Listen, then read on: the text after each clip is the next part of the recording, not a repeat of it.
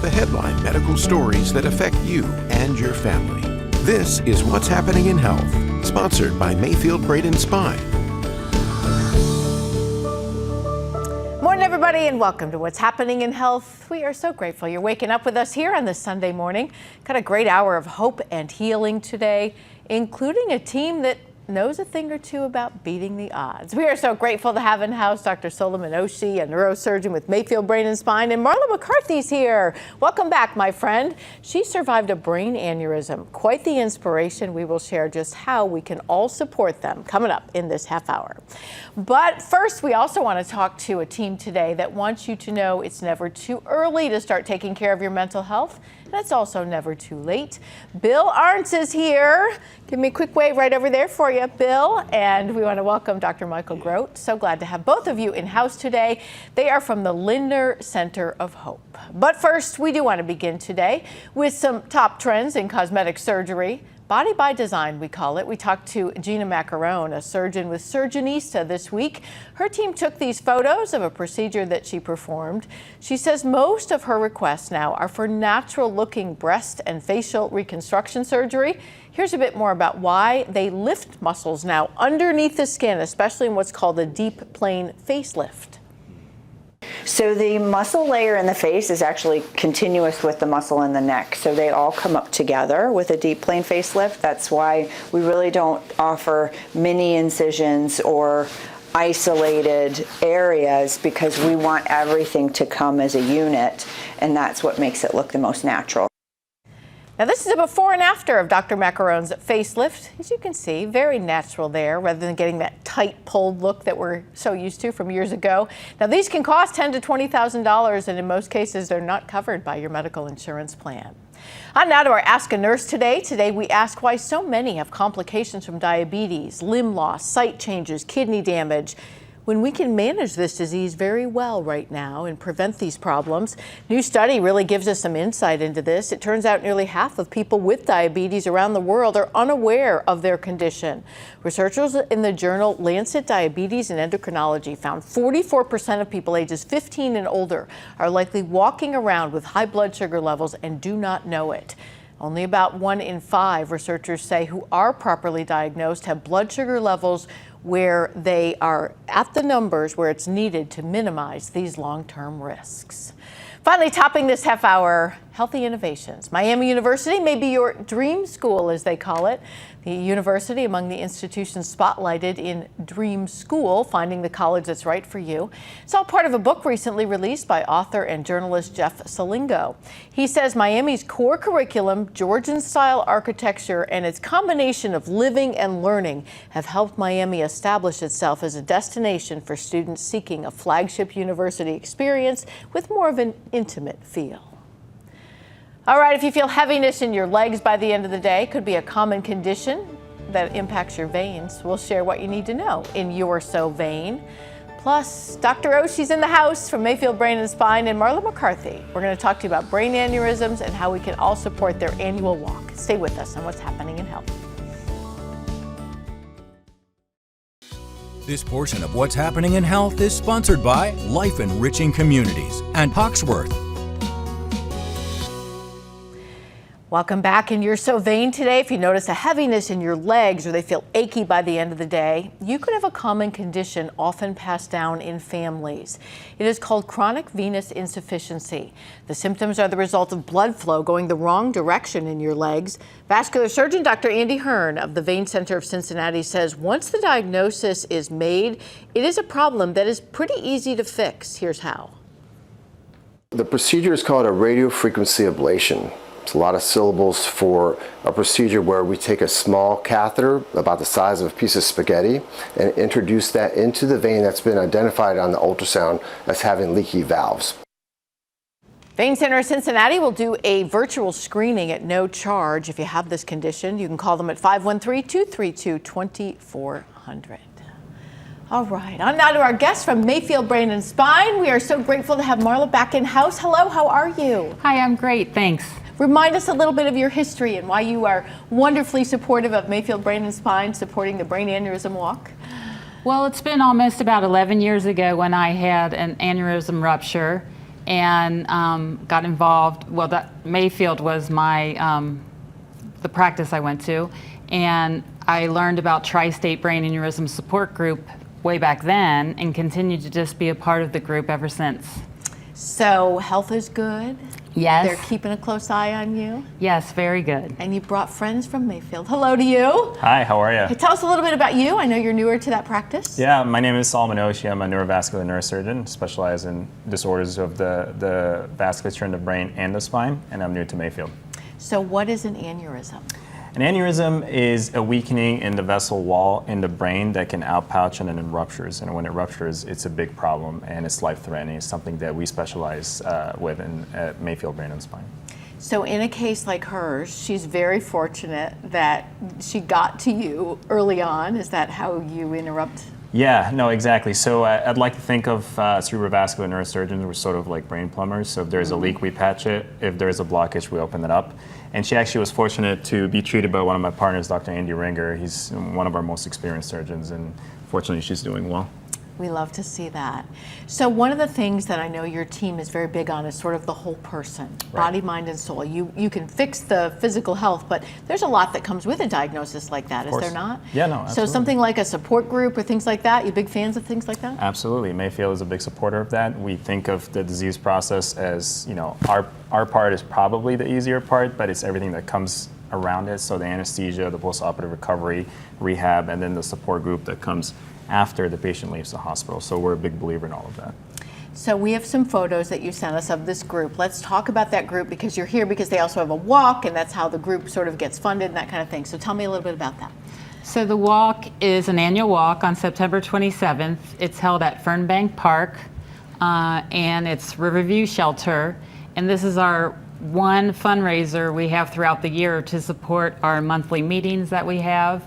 And we are still open for registration. Registration is 9:30. The walk starts at 10. And it's going to be so much fun this year. We have a drum line starting our walk. We have cheerleaders at the beginning of our walk. So it's going to be a lot of fun. That's because everybody knows how, like, all the tough stuff you go through to get to here, and we just want to show our support. So talk to me a little bit about how that group, you know, he said that makes a difference in your healing. How has that group helped you? Oh, well, when I was told about the group, in the first meeting I went to, I was able to unload all of my feelings in a safe environment where there were people like myself. And that is big when you are surrounded by people like yourself, because they understand. So many people can say, oh, I know how you feel, but they really don't unless you've been in this position. And so the group has just been near and dear to my heart ever since. And that is why I have just jumped right in, given everything to the group, and continue on with trying to find out what other attendees would like to see in a support group meeting. You know, whether we have clinicians come and do presentations, or we just talk about life. It's very important. So I see you nodding. Yes. In long-term recovery, what kind of a difference can that make? Oh, it makes a huge difference. Often our treatment plans sometimes will change a little bit depending on the level of support that we feel our patients have after, whether we want to intervene sooner or later, depending if the family members are nearby or if there's a support group. So it makes a huge difference in their morale and their sense of hope post-operatively or after treatment. So it's so interesting to hear you say what a difference it can make in outcomes that you have that support. But without sort of the technical intervention as well, you know, you maybe don't end up with the same, I guess, wellness profile that Marla's had. So what we always want to do when you're here is tell us, like, what's the newest thing? What are the things that you've learned that now help save these kind of lives? Yeah, I mean, on the endovascular standpoint, it's basically the quote-unquote minimally invasive way to treat brain aneurysms. There is a lot of advancement in terms of devices. So there's almost a new device every single month or so, it seems like, that reduces the morbidity or the effect that treatment has on patients and also improves the outcomes in the long term. So without diving into details, it's just a lot of exciting stuff happening. Are those devices things that allow you sort of to access places? Exactly. So accessing the aneurysm through the vessel and be able to close it or seal it off And it's just the technology is amazing. The pace is advancing. And we're going to wrap up with her walk, but we always feel like people are going, is there a way I can not have a brain aneurysm? Are there things you can tell us about prevention, or do we know? I think the biggest things that we can do for prevention is really awareness, right? So if you know that you yourself or a family member has a brain aneurysm, so it's always good to talk to your primary care physician or advanced practice provider about screening, leading a healthy lifestyle, making sure your blood pressure is under control, and then if you're a smoker, stop smoking, or if you're not a smoker, don't start smoking. What does the smoking do? Does it just go after the blood vessels? It causes inflammation in the vessel wall and actually increases the risk of an aneurysm forming or rupturing. So what we do know is that you are much more likely, about 3 times as likely, to have an aneurysm rupture if you're a smoker than not. And this is why we recommend that you don't smoke. Wow, that's interesting. You know, the little things that you feel like maybe you can do. Yeah, there's a lot of nice modifiable things that we can do to prevent and lower the risk of aneurysm forming and rupturing. Yeah, excellent. Great to hear that. Let's put up that information one more time about the walk. It is Saturday the 27th, Fernbank Park. You can buy tickets, you can register in advance, you can show up that day, you can be a part of Marla's team, whatever you want to do. We have a link to you guys and everything you do at what'shappeninginhealth.com. Thank you for being bold in just supporting so many in this. You've really helped a lot of people. Thank you. Yeah, God bless you. She's inspiring, isn't she? She's fantastic. Yeah, all right, back at you. All right, just ahead, giving the gift of life. A local college student shares her motivation to donate blood. Plus, it's never too late to ask for help. We're going to talk to you about a mental health crisis that can happen at any point in your life. Our guests are here from the Linder Center of Hope. Bill and Dr. Michael Grote coming up next on What's Happening in Health. This portion of What's Happening in Health is sponsored by Miami University, the Vein Center of Cincinnati, and Linder Center of Hope.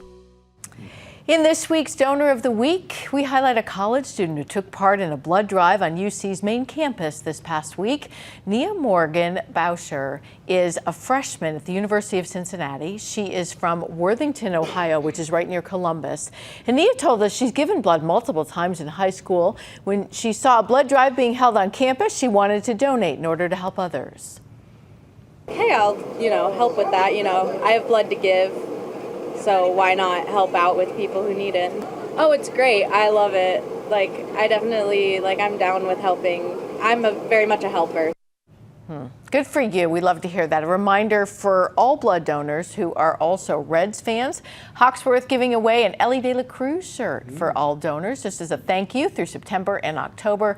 And quick reminder, if you can schedule an appointment, please call 513-451-0910 or visit what'shappeninginhealth.com for a neighborhood center near you, and you can schedule online. All right, on now to a wonderful segment we do each week here called Hope You Know. It's what we hope you know about your mental health. Tell us a little bit about you and your relationship with the Linder Center. Sure, yes. Hi, Liz. Great to be here. My name is Michael Grote. I'm the president and CEO of the Linder Center of Hope. No small job there because you're expanding. No, we're in the midst of a major expansion, new 4-story office building, and an expansion to our residential assessment program. And you have a wonderful client with you. Yes, Hi, I do, Bill. yeah. Hello. We had the privilege of meeting you, but tell us just a little bit about you. Yeah, I am retired. I spent about 3 months at the Linder Center of Hope a little over a year ago, and had a life-changing experience, and just excited about what's ahead for me in my life right now. And we love sharing that because Bill told us that he has sort of been on a journey for the past few years. He reminds us that, well, it is never too early to take care of your mental health. It's also never too late. Watch this. It all started, Bill says, when he transitioned from a job in ministry and moved back to the neighborhood where he grew up. It was also living alone, being single, and the isolation of that. And I also turned 65, and that created a crisis for me about what next in my life. Eventually, that led him here to Ohio's Linder Center of Hope, a mental health hospital. My hope just shrank and more and more and more. After inpatient therapy for several months for anxiety and obsessive-compulsive disorder, Bill began to see his life a little differently. Bill's story is unique, but it's also common in that, we humans sometimes need a little extra help. Dr. Michael Grote says what Bill didn't realize is that a mental health crisis can hit at any stage and any age. and it's never too late in life to reach out for help. I think Bill's, story illustrates that, turning to others for help doesn't have to be scary. It can be something that's helpful, that helps you move forward in your life, and that it's possible to feel better. Bill feels so much better now. He's not only transitioned to outpatient support, but he now mentors others, especially family members with similar challenges. The best part of it all, he told me, his hope has come back. I just see a whole new season where I will be invested in the lives of family members and with the time and energy that I have available to me now that I'm not, in a much more demanding life schedule. So I thought your story is beautiful, but I wondered, as you mentor, does some of that joy come back? Absolutely. Yeah, I just got back from almost 2 weeks visiting my nephews in the Northeast, and I just had a blast. I was just able to be present with them and enjoy their company, and I've got other family members moving to town, so I'm just really excited about what's going on with my family, but also being a part of a new community where I'm living. So when you hear that, what do you think? Yes, well, actually I feel just incredibly inspired and very touched, because this is the reason we exist as a center, is to help people move from places of despair and hopelessness to places of hope and joy. And that's what I hear in Bill, is that his experience of being able to go spend time with his nephews and enjoy that, being free from the symptoms that he was overwhelmed by earlier. Yeah. I mean, there's nothing more gratifying. That's life-changing, isn't it? It is life-changing. Yeah. It is absolutely life-changing. Yeah. So when I see your work with him, one of the things that we've learned is one size never fits all. That's right. And That's right. you are now looking at sort of body, mind, and soul. Yes. So, does that mean some's with medication, some's with counseling, some's with reaching out? How do you assess that? Yeah, we look at all of it. So, for instance, we look at what kind of medication that can take the edge off of some of the symptoms of anxiety and obsessive compulsive disorder, which Bill came to us for some treatment around, and also some of the symptoms of depression. But in addition to that, psychotherapy helped him look at what are the things that are contributing to these states of anxiety, what kind of mindsets are contributing, how do you bring some shifts to those mindsets, how do you change your routine to one that sets you up for more wellness. And we were talking earlier today about practices that enable him to be more prepared in those moments of intense anxiety. Yeah. So that, one of the things that he walked away with is a sense of the daily practice of building resilience. So that was something else that was done specifically for Bill, looking at what plan is going to help you be as resilient as possible. Yeah. And then, for Bill, his faith is very important. So Bill was connecting with our hospital spiritual service team for that element of support and incorporating his faith into his recovery. So it was really a whole person approach. Yeah. I really do believe that we're all like body, mind, and soul, and if one of those is out of whack, everything's out of whack. Yeah. But when I listened to him, what's remarkable, and we have just a little video of your building, and that was that all the services they had for you, and then how you have continued to take steps to stay in a well place. I was kind of worried about asking you to come here because I was like, I could freak him out, Yeah. But you did. Yeah. Was it anxiety producing? I'm just curious. It was anxiety producing, but I developed both a support system coming out of the Linder Center. Some of that already existed, but I built on it. But I also just have been able to draw on skills that I learned there and had an opportunity to practice, so that when I hit some turbulence, then I can kind of ride it through and not start going, oh no, here it goes again. But it's like, no, I've encountered this before. I'm able to get through it because I have more resources now. Yes. I don't want to ever be your turbulence, but that makes me so happy to yes, hear that. yes. And really what that says is the continued foundation and how important it is. Yes. We've been talking a little bit about social fitness and how keeping Yes. yourself out Yes. there and connecting with people and building that, Yes. it's life altering. It is absolutely life-altering. Yeah. That having a sense of community, a sense of belonging, is vital to our health. Yeah. Yeah, well said. Yeah. Well, we want to make sure we always let you know they have a Yes. 24-hour hotline. You can call them anytime. They don't have one size fits all, so maybe you need inpatient, maybe you just need a little encouragement. 513-536-4673. I will say that more than once I've asked people to call you there, and you do respond right Yes, away, me and too. we are really Me too. grateful for that. Yes. Well, Yeah. thank you. Thanks, Bill. Yeah. Thanks You're for letting me welcome. be your Thank you. turbulence and showing up and You not bet. being afraid. Like, that just makes me happy. Yeah. You're All a right. friendly turbulence. Yeah, Yes, you really. I'll are. be the happy turbulence. You know, by the end of the trip, you get to a good place. Yes, indeed. Great to have you guys. Great Yeah, too. Good thank to have you you. again. All right, many parents are worried about the extra help that their children need at school, and we are going to talk about where parents can find that support in Your Healthy Rights. It's coming right up. And the Center for Respite Care. We love this team here. So glad to have them back. They're going to be talking to us about their Transformation Awards. Laurel Nelson, the Center's CEO, and Mike Morawski, all here. We're going to talk to them coming up on what's happening in health.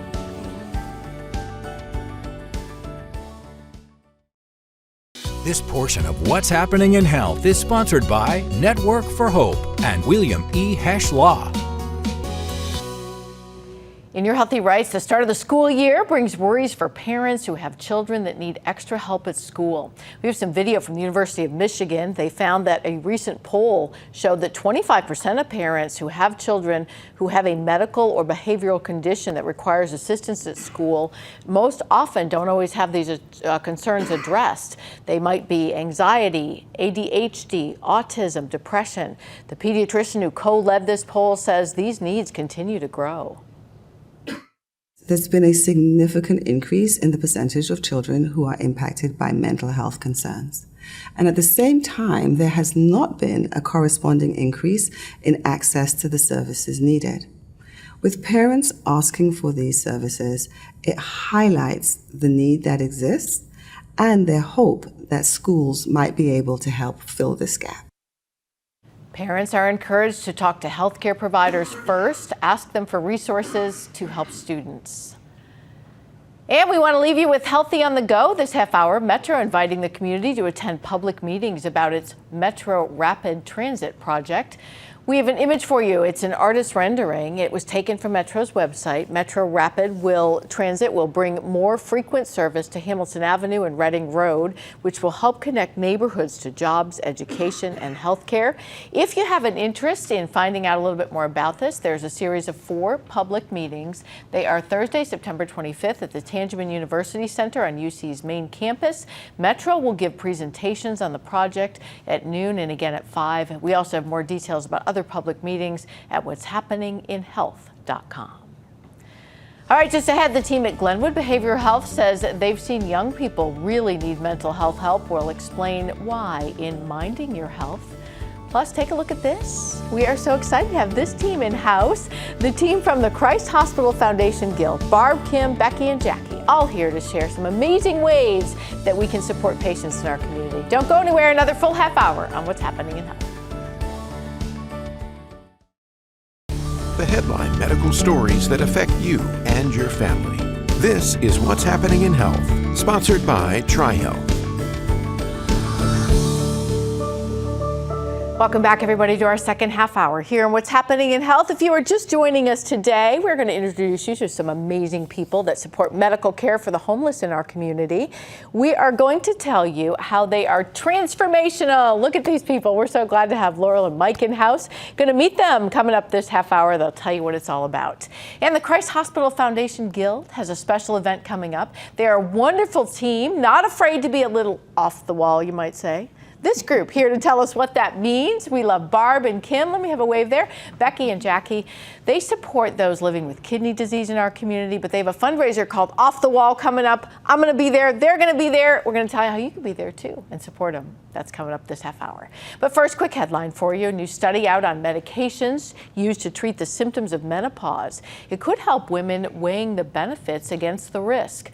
Perimenopause, as we know, is the phase before menopause when a woman's hormones start to decline.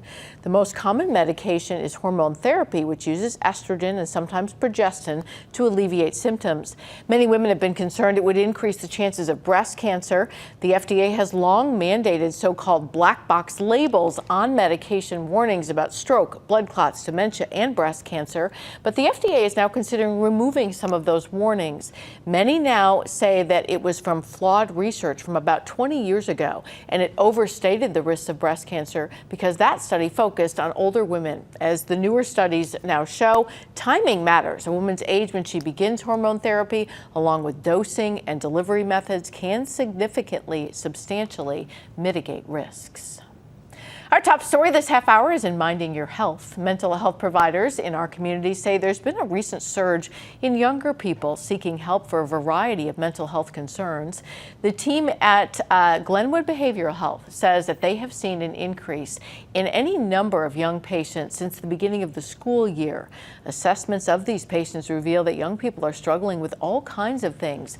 They told us about it recently on our Mental Health Youth Town Hall. For the most part, they present to our hospital with suicidal ideations, homicidal ideations, aggressive behaviors, but also just inactive psychosis. That's some scary stuff for a parent, so we remind you that Glenwood has a 24-hour hotline for help, 877-707-2612. They will get you in crisis. And listen to this, as hearing loss trends younger, companies such as Phonak, which makes hearing aids, are making them trendy. Just a few weeks ago, Dr. Matthew Kist and Dr. Stephanie Grace of Phonak showed us how these Virtro R Infinios, as they're called, slip in the ear. These can connect to anybody's phone. They can stream phone calls, they can stream podcasts. They are so small, they can barely be seen. They work just like your earbuds for your phone. You can adjust the volume on them. The hope is that as we have these smaller and more common, we reduce the stigma so people don't wait so long to get hearing help if needed. All right, just ahead, a new treatment available for a common men's health problem. Yeah, what's that? And Laurel and Mike are here. They're going to tell us about the Center for Respite Care. So glad to have you here on What's Happening in Health.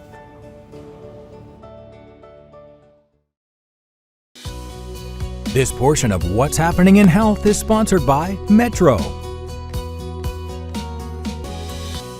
Well, this will wake you up today. Look good, feel better. For guys that don't want to use ED medications, there's a new tool. It's called the Alma Duo.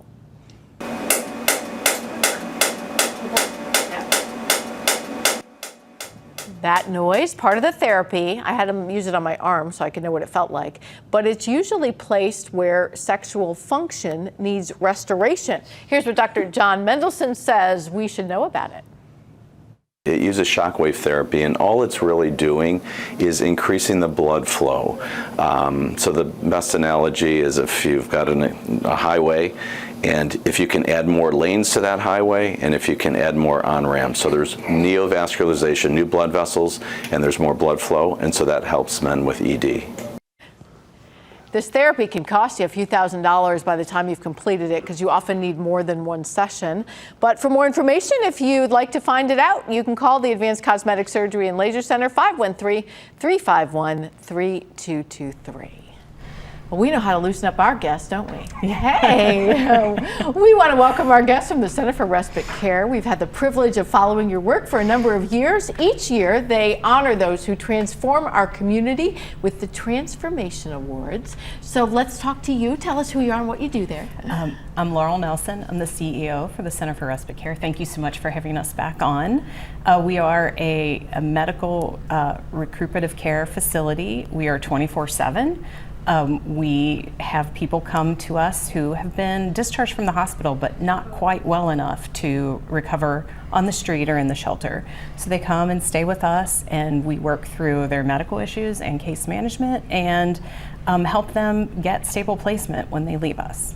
And one of the things you try to do is honor those each year who make this all possible. So you brought friends. Yes, I did. Talk to me a little bit about why we're honoring Mike, and hello to you. Hello. So we are so grateful for Human Services Chamber and all the things that they do, especially right now. There's a lot of chaos, a lot of problems in funding and support in the community, and so we really need to come together, and we're so grateful that the Human Services Chamber fills that role for us. All right, so you have to tell us about you and the Human Services Chamber and why you support this great group. So my name is Mike Morosky. I'm the Executive Director of the Human Services Chamber of Hamilton County.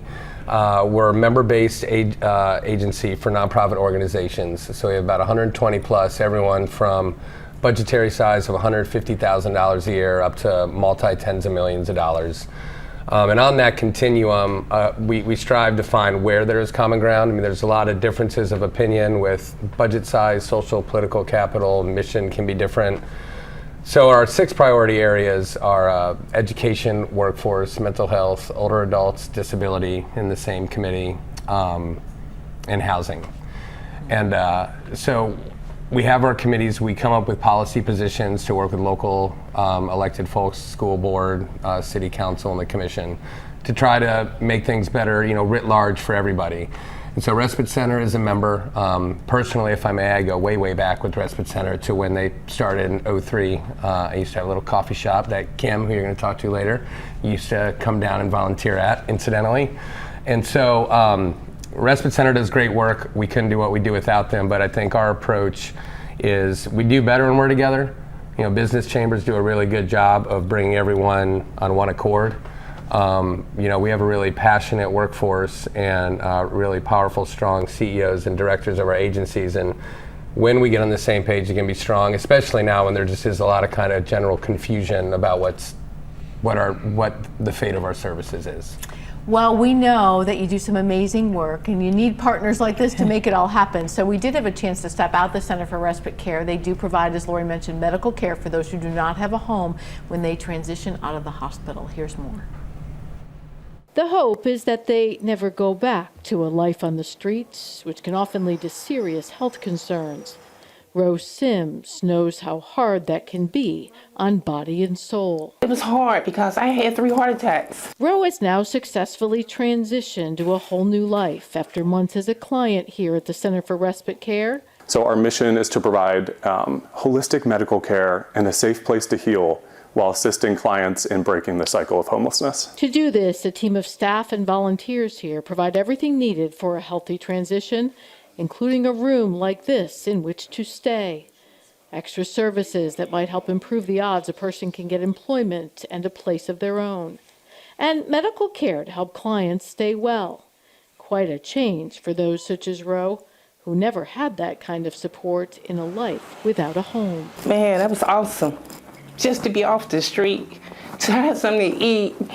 You didn't have to worry about money or anything because they took you in. Ro now volunteers here at the center as a way to give back to those who showed her how it felt to be lifted up. We make sure that clients have everything they need to heal here. And when what you need to heal surrounds you, the team here knows your options are limitless. Ro now knows that too. I recovered from it and it was hard. But I just took it one day at a time and I did it, and I was really blessed by them for that. I really was. So she's blessed by you. You pay it forward to the community. Doesn't that just warm your soul? Absolutely. It's why I do what I do every day. I believe that because sadly there will always be a need as we see more people transition. So part of the reason we wanted to have you here is normally you kind of do one big event, but this time you're sort of honoring souls individually. Let's talk about the way you want people you honor, the way they transform the community. What do you want people to know sort of about Mike and the team? So we use the transformation awards to make sure we're recognizing people. We're all working hard, heads down, day in and day out, and it's our opportunity to really shed some light on the work that's happening and to honor those that make our community great and supportive. Yeah, and I think I've read we're all but 3 paychecks away from being on the streets ourselves. If you really think about it, most of us don't even have a pad anymore that we're used to. So it's very humbling when you kind of reach this. Tell me why you choose to support an organization like this. I don't know if it's in my DNA. I was raised by people that taught me, it was important to always stand by folks that others in the society may not listen to or think less of for whatever reason. And they also taught me to always stand up to bullies. And so I guess the career of being like an advocate for agencies trying to do real good work makes sense. I sleep well at night. It's hard. We'd be liars if we said, it's a lot of wins. It's usually more losses than wins in this line of work, right? And I think now, honestly, more than ever, the sort of team, tribe, family, whatever you want to call it, sticking together is more important than ever. And so it's a real honor to have Respite Center have their influence on the chamber, the direction that we go as a whole. The issue, again, very close to my heart for a lot of personal and I think professional reasons, homelessness and working with folks, in that position. And there really truly is nobody better than them at what they do.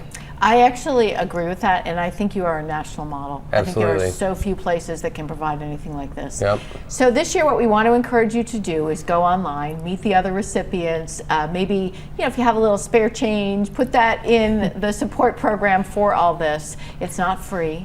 No. But you make it free for those living there. You heard her say, I know what I'm going to eat and I didn't have to worry about money. Exactly, exactly. So if you can't support them, we have a link to the Center for Respite Care at what'shappeninginhealth.com. We are so grateful for what you do. The more losses than wins. Sometimes I'll ask about a client and they'll say, no, we got them in housing, but they didn't stay. We just want to commend you for not giving up. We never give up. Yeah. We're always willing to try again. Yeah, and you find other people that don't give up. Absolutely. Thanks, Mike. Congratulations. Thank you so much. Pleasure to honor you and share your work. Thanks, Laurel. Oh, thank We're you. so glad you're here. Thanks, we Liz. really are. Please let it be Laurel. All right. Coming up, a local man makes a very public appeal that you may have seen when he was driving around the area. We're going to tell you about what he is hoping for his nephew just ahead. And this team actually knows a thing or two about that. They're from the Christ Hospital Foundation. We're going to honor them with their Off the Wall event and have them tell us a little bit more about how we can all get involved. Stay with us. This portion of What's Happening in Health is sponsored by Northern Kentucky Audiology. We do a wonderful segment here called Waiting for Life. A local man pulling out all the stops to help find a living kidney donor for his nephew. Mark Mendang had high blood pressure for years, didn't know it. It silently shut down his kidney function. Now he needs a living kidney donor, and his Uncle Ken, he heads out and dresses up as Superman to attract attention for him. He stands on the street corners, gets drivers who are passing by to maybe call the number, get tested, maybe be a living donor. Mark has joined his uncle in this effort, but says it's not easy to ask for this kind of help. We are on a mission to be out here and really dig in and find some super people. If you have questions or you consider being tested, we ask that you call Jackie Haney at the Christ Hospital. That number, 513-585-1440, or go to what'shappeninginhealth.com, search kidney for Mark. And lucky us, total karma. Jackie just happens to be hanging out with us. Hello. We are so glad to have you here. We want to tell you that this is the Christ Hospital Foundation Guild, but they work on an event every year that benefits and one department or one area in their hospital. And the kidney team is this year, so how cool. So you get to meet people like that who are tireless in the journey of finding someone a kidney, huh? Yes, I get to meet some of the best people who have decided to make a very brave choice and a very selfless choice to give somebody a kidney. I'm very lucky. So those are living kidney donors. If you're not familiar, you have two, you only need one. Mm-hmm. So I'm curious, one of the things that we always try and do is put that out there to viewers and people watching, and that, did they respond? Yes, we do get a lot of responses from definitely the newscast is huge, definitely the signs that people put out as well. I just encourage everyone, if they have any questions, please reach out to me. I would be happy to work with anyone, answer any questions that they might have. I feel like there, unfortunately, is a lot of misinformation out there about kidney donation. So again, any questions someone might have, if it's not the right choice for them, no harm, no foul. It's just good to get that information out there and let people be better educated. Yeah, absolutely. So we met Jackie. We got to meet the rest of the team here. Tell us, you are also part of her team. Tell us who you are. So I'm the nurse practitioner for the kidney transplant team. We have a whole multidisciplinary team of nurse coordinators, donor coordinators, and recipient coordinators.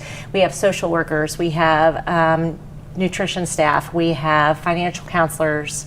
We have a huge staff that just works diligently in all aspects of the kidney transplant, whether you have, be a living donor or a recipient who needs a kidney, whether they have a living donor available or if they need a deceased donor.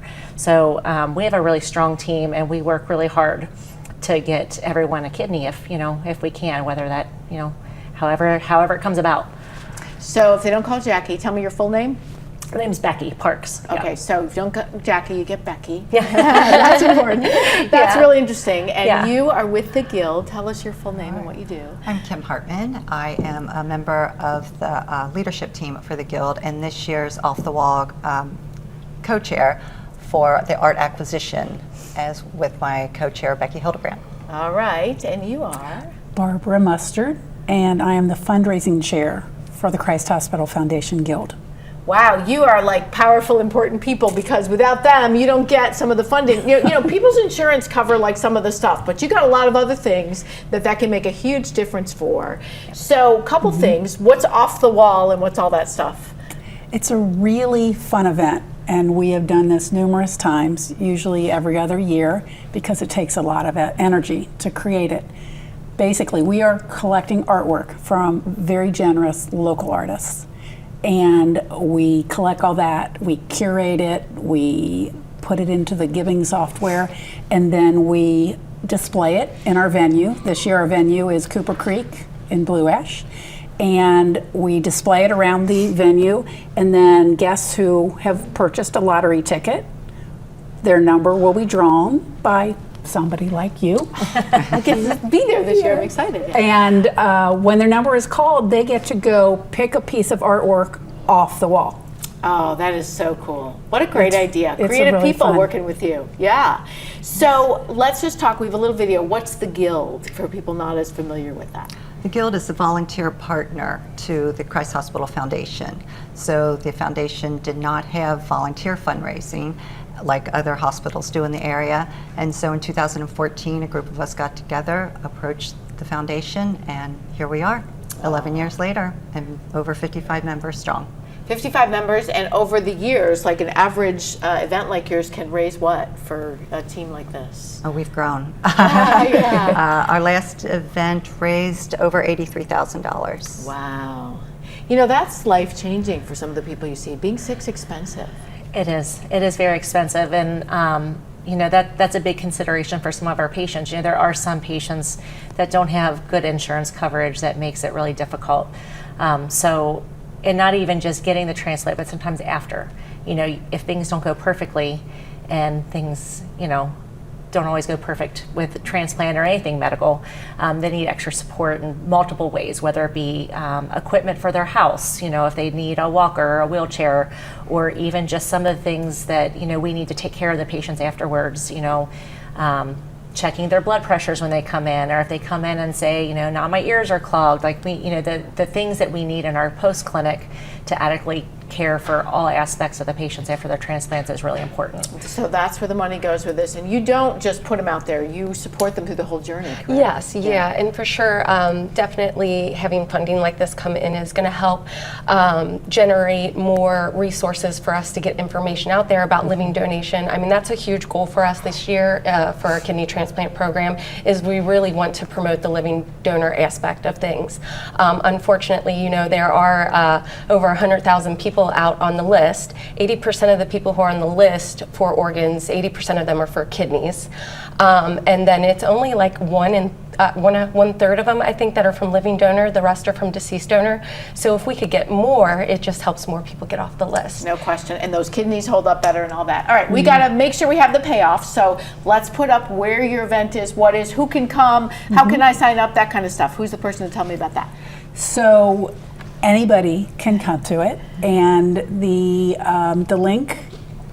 We have the link on ours. Yeah, on our we still website, have tickets available. It's October 9th. Yeah. At Cooper Creek. I really will be out there to draw those names. I get to help them see it. I feel honored that you would ask. I'm excited to have you here, mostly for you doing what you do that allows you to do what you do. Yes. Thank you. Yes, thank you very very much. much. Yeah, thanks for being here. Thank you so much. today. Thanks for having us. It's a pleasure. Thank and you. We'll be right back. This portion of What's Happening in Health is sponsored by Mount St. Joseph University and Advanced Cosmetic Surgery and Laser Center. In Aging Gracefully today, the epidemic of loneliness can have a major negative impact on your overall health. New research from the National Institutes of Health suggests loneliness can actually change your brain. We recently visited Twin Lakes in Montgomery, where seniors get together to listen to all kinds of things, but today it was music from the Rhythm and Songs Band. Residents from the independent living program there regularly do this and perform for those in the memory care unit. Dr. Beatrice Lamkin founded the group 10 years ago. They recently celebrated the group's anniversary. It is totally driven by residents that live here who are supporting other residents. So not only are they bringing joy to those who live in a memory support area, but they're also getting together for their own socialization. So they have that benefit. It is a great benefit. Research from this recent study suggests no matter your age, people need people, and without those connections to others, your body goes into sort of a chronic distress state, and those who have an active social life can sort of turn that distress around. Finally, we want to leave you with a headline today. New study uncovering the most effective ways to get kids to bed. Research published in JAMA found among children 9 to 11, homes with family conflict linked to later sleep times and poorer sleep quality. In homes where parents monitored kids more, limited screen time, children did have better quality sleep. Fewer sleep problems are linked to both poor mental or better, less sleep will lead to poorer mental health and physical health problems. Well, we want to thank you this week for sharing what's happening in health with us. We are so glad you're waking up this early. If you're having trouble sleeping, have another cup, go back to bed. We're back same time next week. We hope that you will be too. Until then, everybody stay well and stay tuned.